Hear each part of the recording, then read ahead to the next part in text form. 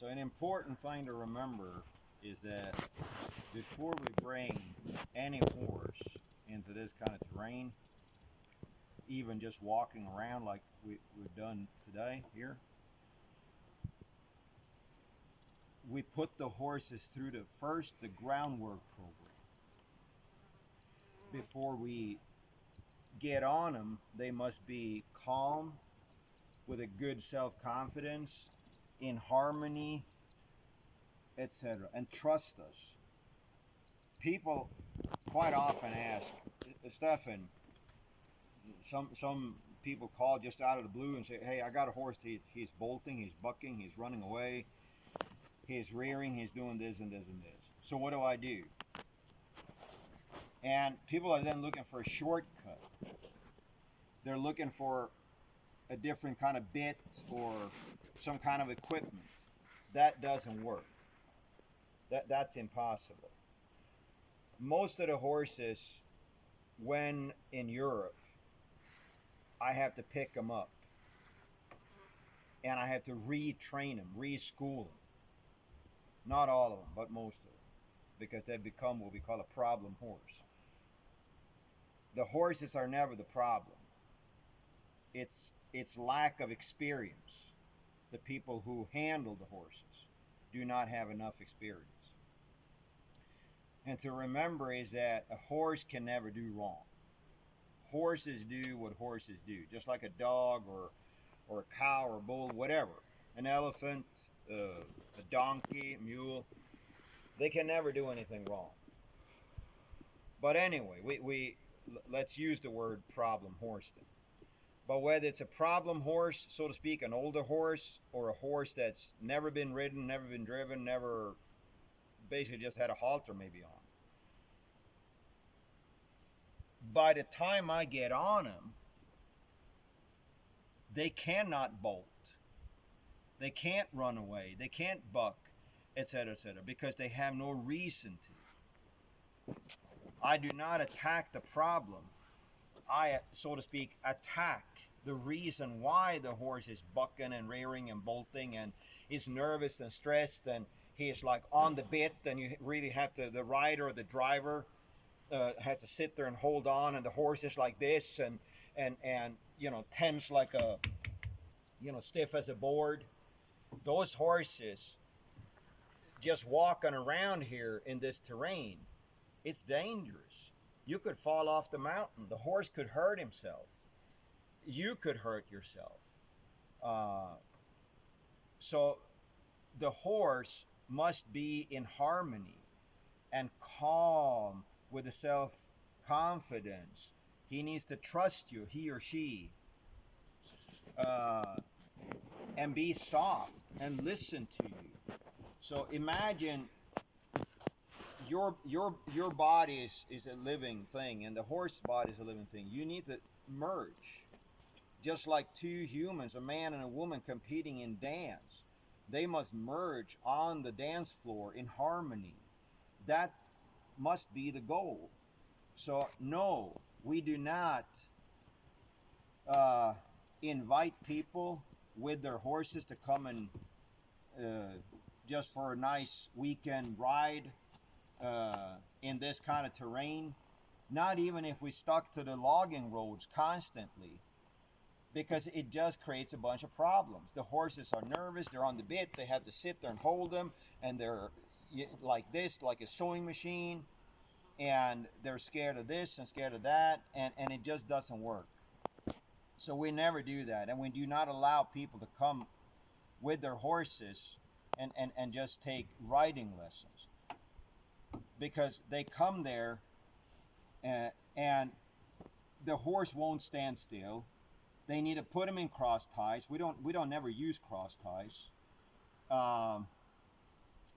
But even though the horse is in cross ties, he doesn't stand still. He's pawing the concrete floor.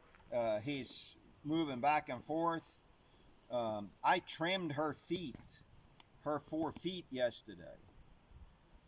So it's the same as when I put a saddle on or brush her, put a saddle on or put the the hoof boots on, the side pull, etc. They don't even have a halter. So it was the same yesterday when I trimmed her hoofs. I just put her somewhere, either in the barnyard or inside if it's really hot or it's raining. And they're standing there loose. They don't even have a halter on. And I just trim them. Or do whatever it is that I need to be doing. So if you know that your horse is a little bit nervous, a little bit, so to speak, on the bit, as people say, you have to sit there and hold him, and he's prancing around, and do not go into this kind of terrain, because you could really hurt yourself, and you could hurt the horse. You could kill yourself. You could fall off the mountain. Some of these places here, it's vertical, and it's for hundreds of meters. It's almost vertical, and you don't want to go down there, rolling down the hill, rolling down a mountain with a horse. So that is very, very important to remember, that before we get on the horse is calm, trusting, soft, with a good self-confidence, etc., etc. Then we get on. So when we get on a horse for the very first time, even if the horse has never ever carried a rider, or it is a so-called problem horse they used to buck and bolt and be nervous and scared and prance around, when we get on them, they just stand there. They're just calm as they can be, and that's what we want. So that was just something that I wanted to say, so you don't now get on your horse that maybe the horse is a little nervous, a little scared, you don't have quite control, and then you go into this kind of steep terrain and hurt yourself. So usually what I tell my students, we're all volunteered. I volunteered, Sylvia volunteered, all the horse owners volunteered. So, not that I want people to get hurt, but what I'm saying is that if we take chances and we act stupid and I die or end up in a wheelchair, well, that's my problem, because I was the one that caused it. I can always walk away. Any horse owner can just give the horse away, sell the horse, because we volunteered. The horses did not volunteer. Horses did not come to us humans thousands of years ago and say, domesticate us, lock us up in a stall on concrete floor 24/7. We were created to basically eat 24/7. And then we give them a football of hay in the morning and a football of hay at night. And in the wild, I mean, I trailed wild horses, not necessarily Mustangs, could be owned by ranchers, 30, 40, 50 kilometers in one day without breaking a sweat, without stressing. They constantly move. So locking a horse up 24/7 for the rest of his life, then you are an animal abuser. There's no buts about it. If you lock a horse up, deny him physical contact with his friends, deny him to be able to gallop around and play like these horses. They're outside all the time. They have sheds, so they got plenty of ways to get away from the sun and the rain and stuff like that. So to lock a horse up and say, yeah, but that's because I love my horse. That's bullshit. Then you're a fucking liar. Because if you love your horse, you do not deny him roughage. You do not deny him to move around in a pasture.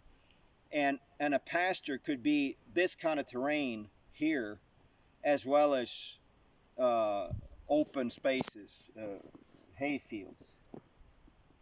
So try to give the horse, as with the circumstances that we have, give him the best life possible.